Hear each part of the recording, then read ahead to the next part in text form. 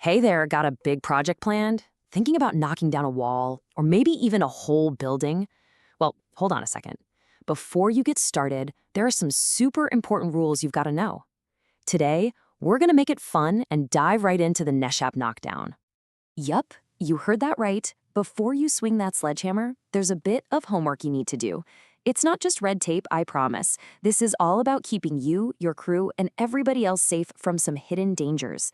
So let's get right to it and talk about the why. All right, so our story kicks off with a character that I'm sure you've heard of, but maybe you don't really know. Its name is Asbestos, and let me tell you, it's a master of disguise hiding out in plain sight in like thousands and thousands of buildings all over the place. So, what is asbestos anyway? Well, it's this natural fibrous rock that people once thought was a total miracle material. I mean, think about it. It's super strong, it's fire resistant, and it was cheap. So naturally, they put it in everything. We're talking over 3,000 different products. It's in insulation, roofing, floor tiles, cement, you name it. It's like literally woven into the fabric of the buildings all around us. Okay, so you might be thinking, if this stuff is everywhere, what's the big deal, right? Why are there so many rules and regulations just for this one thing? And here's the answer. The thing is, asbestos is actually kind of harmless when it's just sitting there all locked up in a floor tile or a roof shingle. The real danger, that happens when you disturb it. The moment you start sanding, grinding, cutting, or smashing things up, it releases these teeny tiny invisible fibers into the air. And breathing those in, that's a huge health hazard. We're talking serious lung diseases, stuff you really, really don't want to mess with. But hey, don't panic, because this is where our hero of the story swoops in. Meet NESHAP. It's not a person, it's a rule, and it's here to be our friendly guide, making sure all our construction adventures are safe ones. Yeah, NESHAP is a bit of a mouthful, I know. It stands for the National Emission Standards for Hazardous Air Pollutants. Basically, it's a big, important EPA rule that's part of the Clean Air Act, and its whole job is to protect us from nasty stuff in the air we breathe. And it pays special attention to asbestos. Now, inside the world of NESHAP, there's a key term you've got to know. It's called RACM, R-A-C-M. That stands for Regulated Asbestos-Containing Material. And just like it sounds, this is the stuff that NESHAP is most concerned about, the asbestos that can easily get into the air. So to get what RACM is, you got to know about two types of asbestos materials. First, there's the friable kind. Think of old, puffy pipe insulation. If you can crush it in your hand, it's friable. And that stuff, it's automatically considered RACM. Then you have non-friable asbestos, the hard stuff like floor tiles or siding. But, and this is a huge but, the second you start sanding it, grinding it, or smashing it to pieces, guess what? It becomes RACM. And that's when all these rules suddenly apply. Okay, quick recap. We know what asbestos is, and we know NESHAP is looking out for the dangerous kind, RACM. So, how does this actually affect your project? Well, it all depends on what you're doing. The rules are different for a demolition versus a renovation.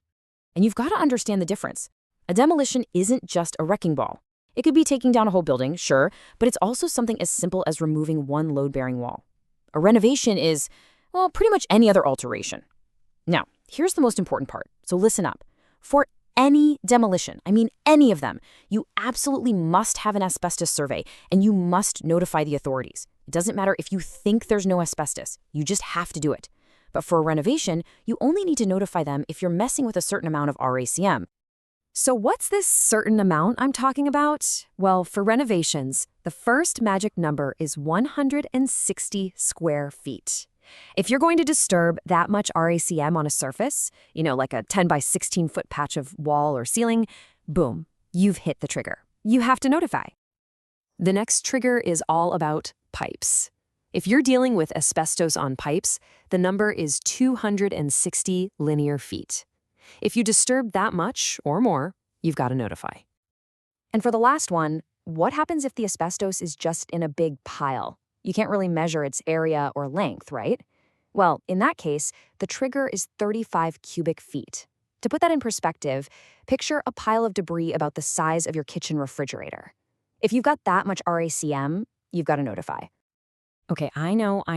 Numbers, rules, acronyms, it might seem like a lot. But honestly, staying on the right side of the law here is pretty straightforward. It's just a process. So let's walk through the steps, step by step, to keep your project safe and legal. All right, here it is, your 5-step plan for NESHAP compliance. Step 1. Inspect. Before you touch anything, you hire a certified pro to check for asbestos. No guessing. Step 2. Notify. If you hit those triggers we talked about, you have to tell the right agency, and you have to do it at least 10 working days before you start. Step 3. Remove safely. This is not a DIY job. You need licensed contractors who know what they're doing, like keeping the asbestos wet to control the dust. Step 4. Dispose properly. All that asbestos waste has to be sealed up in special labeled bags and taken to an approved landfill. And finally, Step 5. Keep records. Hang on to all your paperwork, the notifications, the waste shipment forms. That's your proof that you did everything right. And whatever you do, do not think you can skip that notification step. The EPA is crystal clear about this. If you don't notify them, it's a violation, period. And trust me, they enforce this stuff aggressively. That 10-day heads up gives them a chance to come inspect the site if they want to, so it's a really big deal. Okay, so let's get to the part everyone wants to avoid. What happens when things go wrong? Because knowing the common mistakes and just how serious the consequences are is probably the best way to make sure your project goes off without a hitch. So let's talk about the common and super costly mistakes. The number one trap people fall into, assuming a new building is asbestos-free. Nope, that is a total myth. A lot of asbestos products were never actually banned, so you can still find them. Other classics are forgetting to notify in time, trying to save a little cash by skipping the survey, or getting sloppy with the handling and disposal. Don't do it.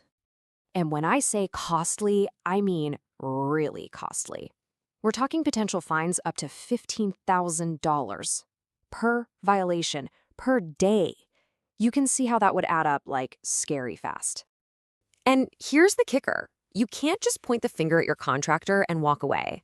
NESHAP uses something called strict liability. That's a fancy way of saying both the building owner and the contractor are on the hook.